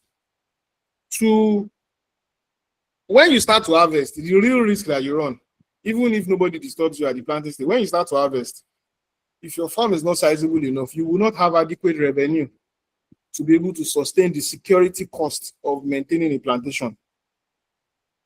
And nobody has the time to come and be meeting everybody one by one to say, yeah, bring money. Yeah, bring money. That's not going to work. So we have already begun the hiring process for security, for workmen, and all that. So we are operating on leverage. This is a leverage conversation. This is not an emotional investment conversation. We are going big. We are playing the game of the big boys. Someone asked a question. Do members own shares in the SPV? So the SPV is majority owned by Rainyday Cooperative. Why? Because Rainyday continues to hold this shareholding in trust until when we now, if we decide to go public, we then reevaluate it to turn the land to become shares in the Rainyday assets. So Rainyday holds it, and the members own Rainyday. Every member owns Rainyday. That's what the cooperative law states. Then the Rainyday Society owns a majority shareholding in the SPV that manages and holds the C of O, such that when we want to say, oh, when anybody wants to exit or anything, they can exit that investment. Because people, like I said, the people that sold the oil palm and all, they already, I know a couple of them that have reached out to me privately because of our presence online and through our cooperative network. They've reached out to me that if I want to buy oil palm, mature oil palm that they grew like 5-6 years ago, that some of their investors want to exit. It is only people who stay for the long term that can then say, oh, they want to dematerialize their acre that they own to become shares, because we are now having Rainyday Cashew PLC going public on the NGX. But not everyone wants to be there for a lifetime. Let's admit that today, for various reasons. Some people just want to realize the investments in 5-10 years and go do something else with their money. And that is something that we have planned for from day one. To not plan for it is to look for trouble. So I hope I have been able to address both Ms. Alo and Mr. Emmanuel's questions robustly. When we now get to that point, because we are going to, we have Mrs. Pamela Ebo is a capital market lawyer. She also does fintech. So we already have internal expertise to take the company public. Mr. Daniel Obiokeke is a chartered stockbroker. And so the pathway to take a company public resides inside of Rainyday. We are not going to go out. We are big like that. We are not a small community. The expertise and the relationships to take this company public is inside our cooperative. It is just us to decide when we are ready to take it public. For Mr. Emmanuel's question about financing business and all that, I will say something that our elders always say. The return of capital is greater than the return on capital. Therefore, we exercise great care before we decide to invest in a business at all. So when we are investing in a member business, it is always out of plenty of due diligence that we have done, and we understand the business before we then back them up for such investments. And it has to align with our thesis at a particular time. Our current thesis for investments is around the housing value chain. And we have selected one or two members that we're already working with, aside from SpaceCube, aside from the project that SpaceCube brings forth to the table. SpaceCube is the one who has incubated Rainyday. So we always do the work for Rainyday members to then participate in. The furniture business is not different. SpaceCube did the groundwork, did the market research, did the due diligence, worked with Mrs. Joy to innovate around distribution and all those things. We did all the research of all the ways by which we can win in the market before we now said, oh, members, come and put your money. And that took the better part of 1 year. I have witnesses on this call. When we started discussing about furniture, it was, I think, November or October 2024. Yeah, Miss Kemi Adepetu is here, Miss Makinde is here, there are several other people that are here, that we started discussing about furniture is a good opportunity, let's invest. But we did not rush into it, because if you rush into anything, you're going to rush out. Thirdly, the business has to be scalable. If it's not scalable, we are not interested. So it's part of our due diligence to also check that this opportunity that you are bringing to us is scalable, because I would rather own $100 million business than own 20 small businesses. That's how wealth is built. For every Dangote refinery that you have many dollar millionaires that have made so much money from being part of Dangote refinery, Dangote cement, Dangote sugar. Some people's breakthrough story came from just doing one thing for Dangote sugar, and that's how we are thinking. That's why we say we are the home of collective ambition. We go after one thing, and we go after it big. So that's my response to you on business support. If you want to do loan and all those things, that's not our priority at the moment, especially if it's not an area that we are going into as a collective. Because we want to, our investment thesis at Rainyday is to create durable assets that beat inflation and provide returns over the long term. So ownership and scale is key for us. I hope I've been able to answer that question properly for anybody who is also wondering if their business they can borrow and all that. Ownership is important for us, structure is important for us, and scale is important for us. Thank you very much for listening. Any other questions before we go to the closing session?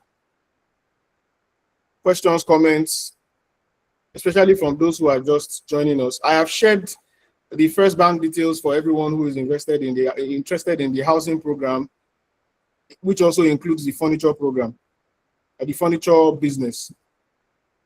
The banking details are in the comment section, in the chat box, so you can do your transfer there. We have also shared the pitch deck. It's on the call there, and you can read through it and make your commitments. If you are investing less than 10 million, you get 20%. If you are investing above 10 million, you get 22.5%. And we take it forward from there. Questions and comments, please. I have a comment. All right, thank you. Good morning, everyone. It's about what the question, I don't know his name. He asked about ownership of the cashew plantation. So I want to suggest, is it possible we are silent on that part of the contracts or agreements about not owning the land forever? Because I had a lawyer friend who was interested in the cashew plantation last year, and she was even interested in bringing other younger people on board and all of that. So because she was a lawyer, I didn't even take my time to read the brochure to that part. She was the one that made me understand that that part was why she was discouraged. So I feel that part will discourage people, even though in 50 years, how old am I? I'm 40. Okay, I pray I get to 90 or 100. But in 50 years, you might not even be bothered about one cashew plantation you invested in, as long as you are getting your ROI. So what if we are silent about that part? Thank you very much. Though. Is that your only question? It's not a question, it's a suggestion. Yeah. So the reason why you can't be silent about that part is that you do not want anybody to sue you or the collective or myself for misrepresentation of facts. Really, all over the world. If you want to invest in plantation, there is no plantation investment that lasts forever. Go and check anybody that is doing plantation, except you do not want to realize your investment in good time. For oil palm, for example, 30 years is the gestation, is the productive life. At 30 years, you need to cut the whole oil palm and replant it. Cashew is a bit longer, 50 years. And if the data in year 35 tells you that you need to cut, then you better go and cut, because otherwise for cashew, a lot of people leave it for longer because it doesn't take too much from you. You just leave it and then but plantations usually have an age. It is if you are an expert, if you are in the industry and somebody asks you to come and invest in cashew and they don't put an age, they are trying to defraud you. Any plantation for that matter, there is the optimal age. So you do not want to put out an investment, be silent about the unique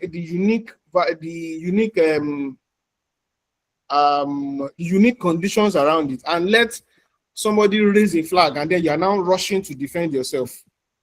It's going to be dicey, and it's better that we get it right and avoid disreputation than to be silent and then be playing catch up down the line. We talked long and hard about it, that should we just make it open-ended, this, that, but I think, like the Yorubas will say, to be forewarned is to be forearmed. I do not want anybody to accuse me in my old age that I misrepresented something for them. I'm trying to dispossess them of an investment or anything, because that's the uniqueness of the sector. If the lawyer goes to do their due diligence, they will find out that there is no plantation that lasts forever. Even if you bought the land directly from the government, you do not have that land in perpetuity. So why deceive ourselves? That's how the leadership is thinking of Rainyday, that it's better we are upfront about these things. If you don't agree with us, that's fine. There are many other investments that you can go pursue. Sorry, I want to just further clarify. Now, most state governments, well, I say state governor because the Land Use Act says land is vested in the state governor, not state government. So most state governors don't give agric COO. I tell people, a lot of people buying land in Ekpe right now, they will lose their land in 25 years. They will think it's a joke. Correct. You know that social media where they say you think this is a joke? That's how it will do them in 25 years. Because you don't get, there's almost no state governor I know now that is giving COO to anybody 99 years for agri anymore. They still give COO 99 years in some states for this thing, for land, for other things. Or your state is where we are. Thankfully, the guy is reasonable. He still gives 99 years for almost everything. But go to a state like Ogun State, go to a state like Lagos State. There's another state I know. Those three states, they only give you 15, 25, 35 years. That's how they're giving, that's the period they're giving now. So if somebody is worried about a tenure of 50 years, I believe they do not know enough about what they are saying. So let them do sufficient research. The trees would probably even, well, the trees will exceed, cashew trees exceed 50 years, but they will probably need to be revitalized and rejuvenated at about that period. So again, so what I understand what the person feels is, oh, let me buy the cashew and then when the tenure expires, I own the land. No, it's it's a plantation, and we are not buying a plantation where people are going to come and live and take over the land in another 15 years. So say, no, people have taken over. Let's do that. But more importantly, let me not go into that. More importantly, your state governors are not giving people more than, I can say it boldly, a lot of people in Ekpe will lose their land 25 years to 2025, that's 2050 years. They will be shocked. They'll say, hold on, please. That's even if they have not bought it. If the original COO on the land is probably not 2015, that means it just have 15 years on the land. Exactly. So They let the person do their research. The fact that they're lawyers, I mean, with all It's due even respect. it makes our work easier. They can go and check that what's the right now we are holding our breath for Makinde to give us. We have started the CFO work, as you know, we have announced it. We are holding our breath for Makinde to give us the full 99 years. And let me tell you, let me tell you, even if you buy agricultural land and you want to repurpose it in the future, you will pay fresh money to the government. There is no, oh, if they zone the land as agricultural land today, you want to start building, you want to build the estate on it, you are going to go afresh to government to pay money. There's a town planner here. Mr. Yahweh, am I correct? So that investment, eh? You are correct. That's correct.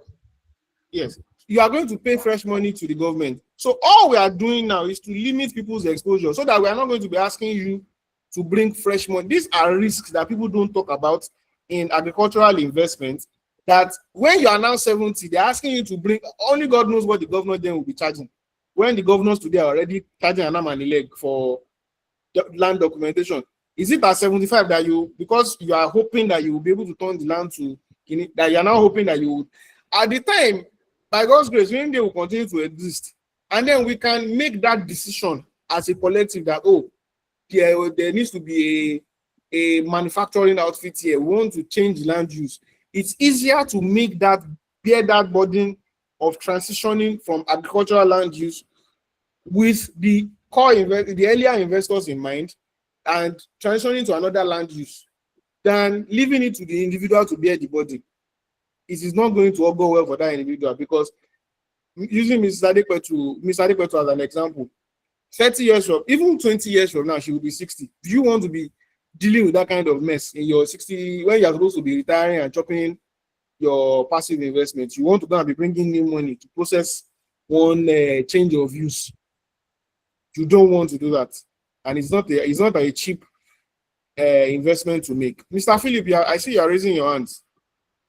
Yeah, thank you so much. So that was exactly what I wanted to be clarified about. That was why I asked about the outright ownership. Now I can understand that the land maybe is an accusation of freehold for certain years. So the investment is only for the primary investor now. So meaning that it is not transcending. If one dies, so it is not going to be inherited by the children. Is that It can simply that be is? the assets, which is the cashew investment, can be inherited, because that's according to cooperative law. Before you join a cooperative, you must have a next of kin. But So you know what I'm talking about. What I'm talking about is there are some lands allocated for industries, for building, for farming plantations. So Mhm. I'm just particular about the genesis of this land. So it means this land is a freehold acquisition, only used by the passive investors. Is that's what I just want to be It clarified. says it's agricultural land. That's what I mean. You cannot buy a land for any other purpose than what Agricultural land lasts forever, I think, it doesn't last because forever. No, it doesn't last forever. Go I, and do I, your I research. invested in Ogun State. I know what I'm talking about. If So you it's check okay. your if you process your C of O, again, if you don't process your C of O, that's a different conversation from this. If you proceed to process your C of O, it does not last forever. Take your C of O document, and we are processing your C of O for this. If the collective say we should not process the C of O, that's a different thing. But the collective have said that we should process C of O, because that's when it becomes a recognizable asset according to the laws of Nigeria. Your real estate asset, your land, is really not recognizable if you do not have a governor's consent or a C of O on it in Nigeria. It's not a bankable asset. Let me put it that way. If you do not get a C of O on your land in Ogun State, please do I, not mix it up with this. I have. I have I know what I'm talking about. And For so go. piggery. It's for piggery. It's And for people. the land It's is not. allocated for farming Yes. entirely. So, and it is transcending. So it could be owned by the children yet to come and unborn. What So is? Hold on. What is the number of years on your C of O? Can you speak to that directly? Let's not complicate it. How many years are on your C of O? Well, I don't think a lawyer did that. I don't know. I think So I need to clarify please do that not before I derail this. I answer. beg you, do not derail this conversation by No, I but if just you want to cannot, know. yeah, please. No. So, sir, I'm not saying this investment is very good. I just want to know about what No, comes up later. what comes up later is that as a collective, at the time, the institution will decide, oh, if you, for example, if you list the assets, all of the lands can become shares in the publicly listed company. So you Okay. have gotten a good exit for your Okay. funds, and you can continue to be a shareholder of Rainyday PLC. You then begin to, so you can pass those shares to your children. That's a more robust asset to transfer to your children than dealing with government for C of O land to pass to your children, because it is at the discretion of the governor to pass that land, to recognize that renewal in the future. And what we are saying is that agricultural land usually does not have up to even 50 years in Lagos, Ogun, and many parts of Oyo. We are just hoping that it will give us 99 years in this case. And by that 50-year mark, you will need to do something about the investment. We do not want that to become the burden of members in the future. That's why we are removing them from it today. But your land in Ogun State, go and look at the COO document. I can almost I'll assure confirm that. I'll confirm that anyway. you can so if anything happens to you in the period that you own the land, you can pass it on to your children. As long as your children continue to service the obligation, yes. But for a plantation that it is a collective project, you don't want to leave that to chance. I hope you understand me. What you acquired as an individual is different from what is acquired as a collective. You want to use the lowest denominators to be able to govern what a collective owns, not what Mr. Philip Emmanuel owns. There are many assets that people have bequeathed to their children that the children have not even gone back to the place. Even in my own family, there are assets that belong to my great grandfather that we cannot even trace the place. Some people have taken over the place. You do not want that in a collective investment. That's another reason why we are not risking this kind of conversations. I hope I'll be able to explain. No, yeah, I understand. The investment is very fine. Anyway, it's fine. Let's be particular about investment. That we made researches about the other things necessary later. Yes. Let's talk about this investment. Okay. Yes. So the land will be like everybody has been saying, the land is being documented for COO as we speak, and then it becomes an asset. My joy will be that it becomes an easy to transfer asset. Like everybody has said, can I pass it on to my children? If your dad passed on the shares of Presco or Okomu to you, it's easier than telling you that there's one land in Edo State, inside one forest in Edo State, that you should go and take ownership of it. I think that that's an easier way to achieve this thing that we are talking about. This transfer of assets to our children. It is easier, I repeat, to transfer the shares when we dematerialize it to our children than to transfer land inside bush to our children. Many of us own houses and stuff in Ijebu, in Oyo, in Kwara, in Ondo, even in the east. Some of us are Igbo people. How many of us that are Igbo people that have gone to our father's house more than once in a year? Those are peculiarities that we should not joke with in Nigeria. But if you dematerialize it as an investment to become a publicly listed company and you own shares in it, you can just pass the share certificate to your child and they carry on with their life. So if you're in London, they just get their alert every year that my dad invested in Rainyday 30 years ago. Now I am getting the dividends. Same thing with Okomu. What's the name of this place? Okomu, Presco, and several other legacy investments like that.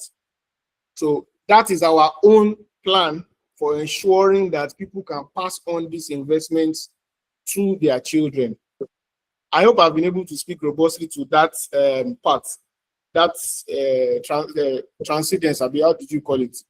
Inheritance. Thank you so much. Okay, thank you. Any other question, please? Miss Adepetu, please also inform your lawyer friend that the eventual listing of the company is our most reliable way of ensuring that people have perpetual stake in the company over the long term.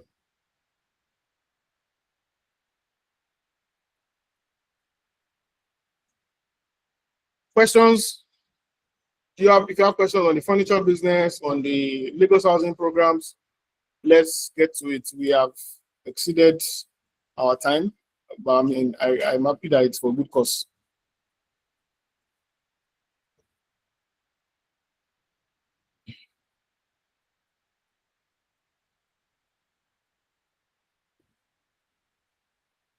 Okay. In the absence of questions, I think I'll be yielding the grounds to the General Secretary to close the meeting. And for our Lekki project, we'll be conducting a visit, a state of like a project inspection visit sometime towards the end of the month. So if you're a realtor, if you have people who are interested in buying those kind of high-end properties, we will share the invite and do well to join us. Mr. Akwani, please.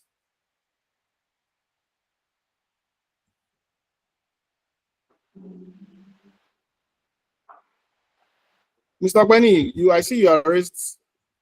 You raised up your hand.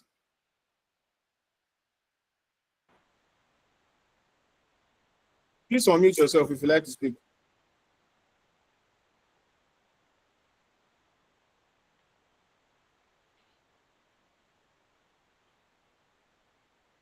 Okay. I think General Secretary, over to you, please. All right. Thank you very much, sir. Thank you to everyone who has spoken, and we do hope it's good to have these kinds of conversations so that we clarify what's on our minds, and if we need private consultation, I will not call it private consultation. That's the wrong word. But if we need to further clarify some of these things, we can also discuss in private. We'll be bringing this meeting to a close right about now. So right now, I mean. So please, if you are, so let's move the motion for adjournment of the meeting. Let's anyone who's here, please. Members, please, let's move the motion for adjournment of the meeting. Any of the full-time members can move fully registered members can move the motion for the adjournment of the. Okay, Tolu Okweni, the motion for the adjournment of the meeting. Okay, thank you very much, sir. So who's seconding that motion, please? I added Makinde second the motion to move for the adjournment of the meeting. All right. Thank you very much, everyone. Special thanks to everyone who joined us again for the first time. I see Ashwaju Tolishomi, she just left. Thank you very much, Fale. Mr. Ego, I think Mr. Egomari is also here for the first time, if I'm not mistaken. No, it's not on. Anyway, for everyone who is here for the first time, thank you very much. And Mr. Phillips, thank you so much. We look forward to seeing you more and more. Mrs. Allo, thank you very much. All right, so let someone just lead us in a closing prayer and we close the meeting.